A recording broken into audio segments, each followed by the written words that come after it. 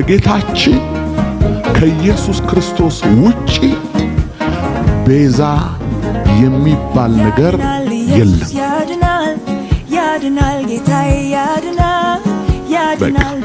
እኛ አሁን ስለ ጫማ ቤዛነት እያወራን አይደለም።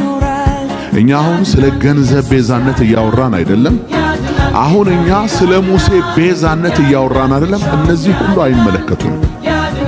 እኛን የሚመለከተን በደሙ የዋጀን ከጨለማ ስልጣን ያዳነን ወደሚደነቅ ብርሃን ያወጣን አሁን በግርማው ቀኝ ተቀምጦ ያን የክብር ስፍራ በእርግጠኛነት ላወረሰን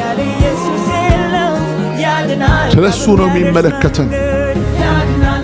አንድ ቤዛ ነው ያለው፣ እርሱም ኢየሱስ ክርስቶስ ይባላል። ኢየሱስ ክርስቶስ የዓለም ቤዛ ነው። ኢየሱስ ክርስቶስ አዳኝ ነው። ኢየሱስ ክርስቶስ በአደባባይ ለእግዚአብሔር የቀረበ ንጹሕና ቅዱስ መስዋዕት ነው። ይህንን አለመናገር አይቻልም። ይኸውላችሁ ይሄ በአማኞች ሕይወት ውስጥ የመጨረሻው ቀይ መስመር፣ የመጨረሻው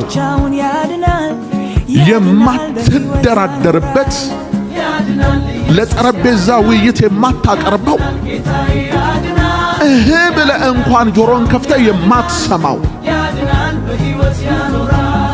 በደም ማህተም የተረጋገጠ ዓለም ያወቀው ፀሐይ የሞቀው ይሄው 2000 ዘመን ቤተ ክርስቲያን የምትጮህለት የአደባባይ እውነት ነው። የክርስቶስ ኢየሱስ ቤዛነት